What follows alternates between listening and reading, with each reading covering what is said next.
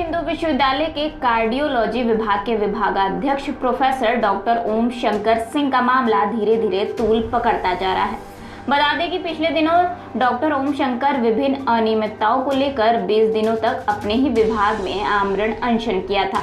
इसके बाद डॉक्टर ओम शंकर को उनके पद से हटा दिया गया था और जब उन्होंने पत्राचार किया तो उन्हें पुनः वापस रख लिया गया, जिसका विरोध लगातार डॉक्टर ओम शंकर करते आ रहे हैं।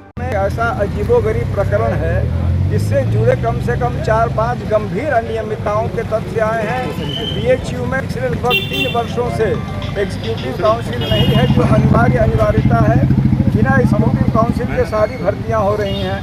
नंबर 2, जिस समय मॉडल कोड ऑफ कंडक्ट लगा था उस समय कहीं कुछ नहीं हो रहा था। बीएचयू के वीसी उस समय अपॉइंटमेंट कर रहे थे। यह अकेला ऐसा ग्राउंड है, मैं समझता हूँ, जिस पर इनको बर्खास्त किया जाना चाहिए। नंबर 3 बार डॉक्टर ओम प्रकाश को ओम शंकर जी को जिस प्रकार एक तो निरर्थक रूप से जब यह काम कर रहे थे इनको पद से हटा दिया, जबकि वैसी कोई विधिक अधिकारिता की उनकी नहीं थी। वह अवैध आदेश था जो मई में किया, 24 मई को, और फिर इनको रीइंस्टेट किया।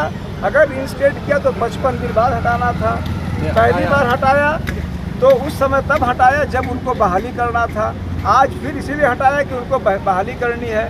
अपने भ्रष्टाचार, अपने कदाचार, अपनी बेईमानी के लिए डॉक्टर ओम शंकर जैसे आदमी को पद से हटाया जाना इस पूरे बीएचयू के वास्तविक चरित्र को सामने ला रहा है। वही बात जो यहाँ पर जो पेड़ काटे गए हैं, जो नग्न पेड़ हैं, वह भी बीएचयू के उसी भ्रष्टाचार की एक बागड़ी है।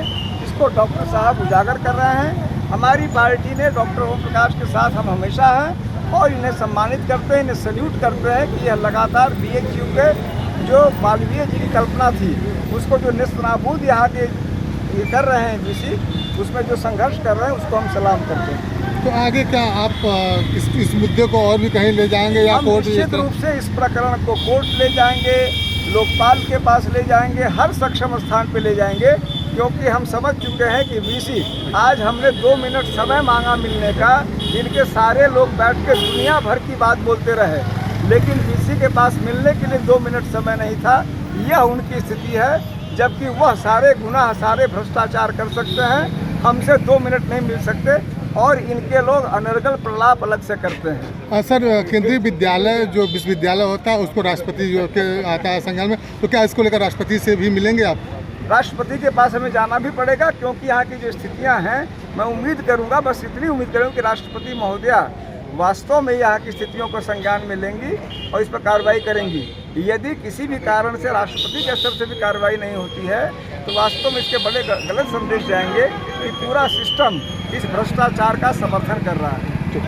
होलकर 1 में वर्तमान में इंटरव्यू चल रहा है, आप सभी को पता है। और जो माननीय राष्ट्रपति जी हैं, लगातार 2.5 सालों से नियुक्तियाँ पे नियुक्तियाँ की जा रही हैं।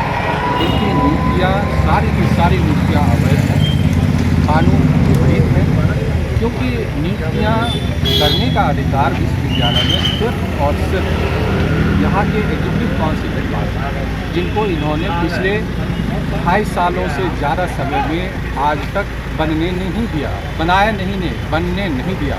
इसलिए बनने नहीं दिया क्योंकि एग्जीक्यूटिव काउंसिल जो है वो माननीय कुलपति महोदय के ऊपर एक बॉन्डिंग है, उसके ऊपर एक लगाम है, घोड़े के ऊपर जैसे लगाम बनाते हैं। उन्होंने सबसे पहले उस लगाम को तोड़ दिया है ताकि मन खोलकर अनियमितताएं कर पाए, कानून की धज्जियाँ उड़ा पाए।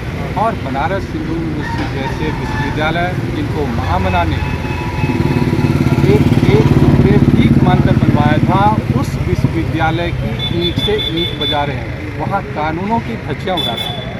ऐसे गैर कानूनी काम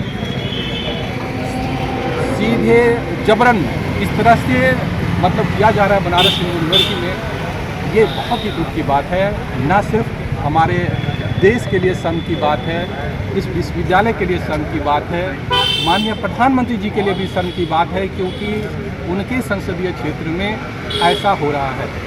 और इसके लिए इसके सबूत क्या हैं कि ये अनियमितता कर रहे हैं।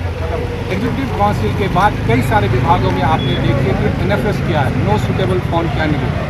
इन्होंने उन्हीं को सुटेबल किया जो इनके चाहते थे, जो इनके चाहते नहीं थे उनको इन्होंने नॉट फाउंड सुटेबल करके बाहर का रास्ता दिखाया। दिखा दिया।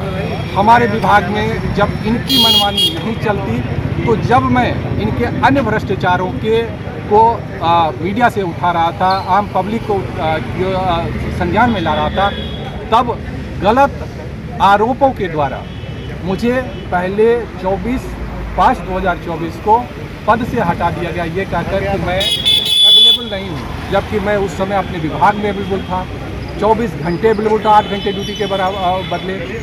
और उसके बाद फिर उन्होंने मुझे, मैं जब ये कहा कि आपने गलत तरीके से हटाया, मेरे अटेंडेंस है, मैंने पेशेंट देखे हैं, मैंने आधिकारिक काम किए हैं, और आप अपने लाइव की रिपोर्ट देख लीजिए, 4 CCTV कैमरे मुझे देखने के लिए आपने लगाए थे, उसका रिपोर्ट देख लीजिए।